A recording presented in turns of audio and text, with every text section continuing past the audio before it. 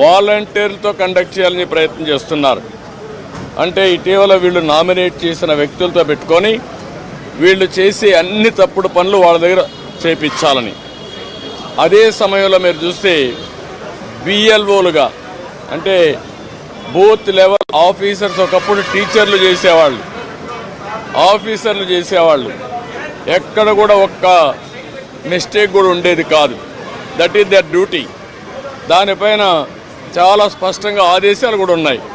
ఎవరన్నా కానీ డ్యూటీ స్పష్టంగా చేయలేకపోతే వాళ్ళని యాక్షన్ తీసుకోవడం, ఇంక్రిమెంట్స్ కట్ చేయడం, ఉద్యోగాలు తీసేయడం అన్నీ ఉంటాయని భయపడిపోయేవాళ్ళు.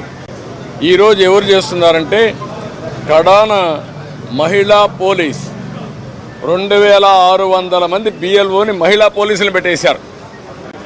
ఇది నాకు ఆశ్చర్యం వేస్తుంది. 83 నియోజకవర్గంలో మహిళా పోలీసుల్ని బిఎల్ఓకి పెడితే వాళ్ళకి మహిళా పోలీసులకు ఏం తెలుస్తుంది ఇవన్నీ అంటే? ఇంకొక పక్క వై ఏపీ నీడ్స్ జగన్ అని కలెక్టర్ దగ్గర నుంచి అందరూ క్యాంపెయిన్లు చేస్తారు.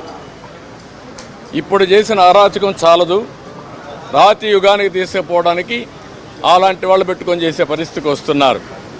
ఇవన్నీ మేము ఎక్స్ప్లెయిన్ చేసిన తర్వాత వారికి మా మీద కానీ జనసేన మీద కానీ దగ్గర 6000 నుంచి 7000 కేసులు మా మీద పెట్టారు. ఒక్క పుంగనూరులో ఒక కేసులో 250 మంది పెట్టారు. 200 మంది పైన జైలు పోయి వచ్చారు. ఇప్పుడు బైండ్ ఓవర్ కేసులు పెడుతున్నారు. అంటే నీ మీద కేసు ఉంది, పోలీసు వాళ్ళు నోటీస్ ఇస్తారు, ఎంఆర్ఓ దగ్గర సరెండర్ కావాలి అంటే మళ్ళీ బెదిరించడం. ఎలక్షన్లో ఎవరిని పని చేయనీయకుండా నిర్వీర్యం చేయడానికి, లేకపోతే మళ్ళా వాళ్ళని అరెస్ట్ చేయడానికి ప్రయత్నం చేసే పరిస్థితి వచ్చారు. ఇది జరిగితే ప్రజాస్వామ్యం ఇంక కూని అయిపోయినట్టే. There is no democracy. నేను ఆ విషయం చెప్పాను. మొన్న తెలంగాణ ఎలక్షన్లో 1 డేలో ఎలక్షన్ జరిగిందా లేదా అనే తెలియని విధంగా జరిగింది. అంత స్మూత్గా జరిగింది, ప్రాసెస్ కూడా పర్ఫెక్ట్గా జరిగింది. ఈరోజు ఆంధ్రప్రదేశ్లో అక్కడ ఇంత ఓటర్స్ ఎన్యూమరేషన్ ఫ్రాడ్ జరిగిందని, బిఎల్ఓలు తప్పులు చేశారని, టీచర్లు తీసేశారని ఎక్కడ కంప్లైంట్స్ లేవు. భారతదేశ చరిత్రలో ఫస్ట్ టైం ఇవన్నీ వస్తున్నాయి. మేమన్నీ డీటెయిల్డ్గా ఎక్స్ప్లెయిన్ చేశాం. ఓపికగా విన్నారు, చాలా ఫర్మ్గా కూడా చెప్పారు. మేము ప్రజాస్వామ్యాన్ని కాపాడడానికి అన్ని విధాల ప్రయత్నం చేస్తాం, ఎక్కడ కాంప్రమైజ్ కాం, రిజల్ట్స్ మీరే చూస్తారని వారు హామీ ఇచ్చారు. వారు ఇచ్చిన హామీతో నేను ఒకటే అనుకుంటున్నాను, ఎలక్షన్ కమిషన్ అవసరమైతే సెంట్రల్ పోలీస్ అబ్జర్వర్స్ని పంపించాలి, సెపరేట్ సెల్ పెట్టాలి. అవన్నీ పెట్టి ఎక్కడికక్కడ మానిటర్ చేసి ఎలాంటి అవకతవకలు జరగకుండా ఇప్పుడు ఫైనల్ లిస్ట్ వచ్చే కొందికి వినపడలేదా? ఎవరు కార్లు ఎప్పటికప్పుడు మానిటర్ చేయాల్సిన అవసరం ఉంది. ప్రజాస్వామ్యం కోసం మా ప్రయత్నాలన్నీ మేము చేస్తున్నాం, ఇంకా చేస్తాం. దాని గురించి సందేహం లేదు. ఒక్క ఓటు దొంగ ఓటున్నా ఎలక్షన్ కమిషన్ దృష్టికి ఎప్పటికప్పుడు తీసుకుపోవడమే కాకుండా వీళ్ళు చేసే ప్రతి ఒక్క తప్పుడు పనిని మేము ప్రతిఘటిస్తాం, ప్రజాస్వామ్యాన్ని పరిరక్షించుకుంటాం. అదే సమయంలో ఎవరిని వదిలిపెట్టాం.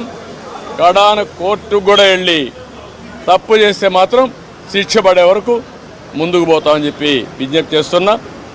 We are confident. ఎలక్షన్ కమిషన్ అయితే పేషెంట్గా వినడమే కాకుండా వారు 5 కోట్ల మంది కంటే 4 కోట్ల ఓటర్స్ ఉన్నారు, వారందరికీ ఒక భరోసా ఇచ్చినట్టు వాళ్ళు భరోసా ఇచ్చారు. అది అమలవుతుందనే ఆశాభావంతో ముందుకు పోతున్నాం.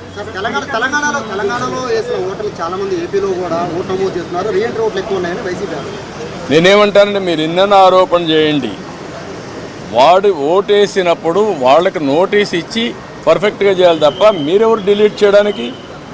ఎలక్షన్ కమిషన్ చేయాల్సిన పని, ఎలక్షన్ ఆఫీసర్లు చేయాల్సిన పని నువ్వు చేయడానికి? నువ్వు కంప్లైంట్ ఇస్తావు, ఇచ్చిన తర్వాత వాళ్ళు వెరిఫై చేయాలి. ఒకవేళ ఇక్కడి నుంచి వేరే ప్రాంతానికి పోయారు, అక్కడ ఓటేయరు అంటే ఓటు ఇవ్వవా నువ్వు? అమెరికాకి వెళ్ళారు, అమెరికా నుంచి వచ్చి ఓటేస్తారు, వాడి యొక్క జన్మభూమి పైన ఈ రాష్ట్రం పైన వాళ్ళకుండే ప్రేమ, ఈ రాష్ట్రంలో పుట్టిన వాళ్ళు. అంతేగాని నువ్వు కర్ణాటకకు పోయావు, నువ్వు ఓటేయడానికి వీల్లేదు, నువ్వు ఉపాధి కల్పిస్తే ఇక్కడే ఉంటారు, అవకాశాలు కల్పిస్తే ఇక్కడే ఉండేవాళ్ళు. ఎందుకు పోయారు? అవకాశాలు లేకుండా పోయారు. అలాంటి వాళ్ళకి మేము ఓటు ఇవ్వమంటే కరెక్ట్ కాదు. అది వెరిఫై చేసుకోవాలి. అక్కడ వేయకుండా ఇక్కడ వేస్తే ఎలాంటి తప్పులు.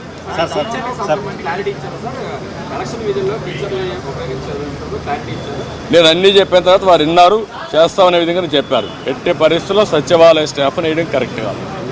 సెలెక్షన్ ప్రాసెస్ కాదు, competitive best practices all over the country ఏవైతే చేస్తారో అవే చేయాలి.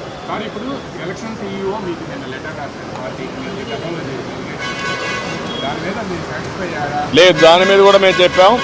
నిన్నే పంపించారు, మేము వెరిఫై చేసుకుంటున్నాం, మళ్ళీ మీ దృష్టి తీసుకొస్తామని చెప్పి.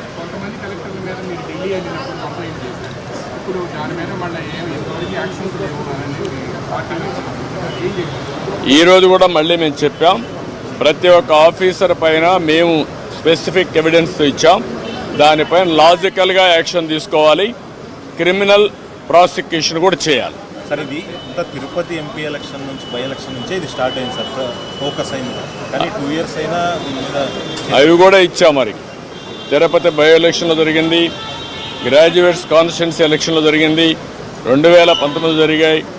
జరిగిన తర్వాత మీరు యాక్షన్ తీసుకోలేదు కాబట్టి వీళ్ళు ఏమీ కాదని ధైర్యంతో ఉన్నారు. నేను ఈ విషయం కూడా వారికి చెప్పింది, ఎలక్షన్ కమిషన్ అనేది ప్రాసిక్యూట్ చేయడానికి కూడా మీకు అధికారం ఉంది. ఇమ్మీడియట్గా మీరు అవన్నీ చేస్తే భయపడతారు.